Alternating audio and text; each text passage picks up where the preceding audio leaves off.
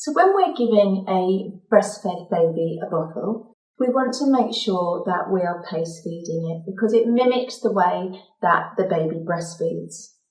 We always used to be very concerned about babies having bottles that are going to be breastfed, and definitely we should always be trying to establish breastfeeding first before introducing bottles, if the bottle is just by choice. But if you need to use a bottle for some reason to support you on your breastfeeding journey, then remember that we should be mimicking how a baby breastfeeds. And rather than it being about nipple confusion, it's more to do with pace preference. So with the breast milk stops and starts, and the baby has to work for it, has to make the breast have various letdowns throughout the feed. But obviously with the bottle, it just flows continuously. And some babies then realise that the milk from the bottle comes really, really easily, and they have to work at the breast. So it's important that we make sure that the baby continues to use their breastfeeding techniques when they're at the bottle. We want to hold the baby in a much more upright position. The baby turned in towards the caregiver giving the bottle, and we want to make sure that they are able to have a really nice sight line so that you can look them in the eyes as they're feeding. It's a really important time for communication for your baby. We're going to hold the bottle horizontal with just enough milk to cover the air hole in the teat, and tickle the baby's top lip with the bottle, allowing them to open up when they're ready.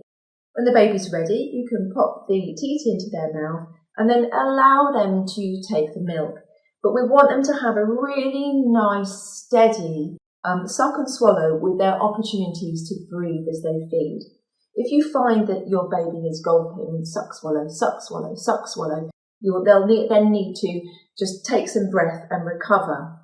Signs that the milk is coming too fast can be the baby's eyes opening wide, them stiffening their back, sort of trying to turn their head, or milk spilling out of the side of the mouth. So really just let them take sort of 4 or 5 really nice sort of suck and swallow, and then you can just drop the bottle back down. Either just drop it down, or you can take it away and allow them to recover. And sometimes they will take a little bit of air in from the bottle, but that's fine, we're just going to burp them. And I would recommend that you're burping them every half an ounce, and that will make a really big difference to whether or not babies are sick or have symptoms of colic after feeding. So every half an ounce you can sit the baby up or pop them on your shoulder and just simply give them an opportunity to recover and burp if they need to. And then bringing the baby back into an upright position and the milk into a horizontal position and allowing them to take some more suckles of that milk. After maybe sort of half of the feed, maybe 10 minutes in, it's a really good idea to move your baby over to the other side. So take the baby in close, making sure that they can have nice eye contact, and then again inviting the baby to take the bottle into their mouth, just enough milk covering the hole in the teat, and then letting them go at their own pace. And any signs that the milk is coming too fast, just take the bottle away and give your baby a break to have a wind, and just to make sure that they're comfortable. And then obviously towards the end of the feed, the baby's going to be more aware of when they're full and not overfeed if you've given them plenty of pauses in the feed.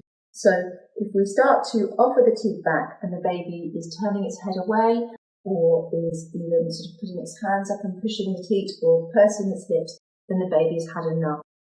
Never try to force your baby to have more of their feed just because you think they should. Then if the baby shows signs that they are done, then that feed is complete.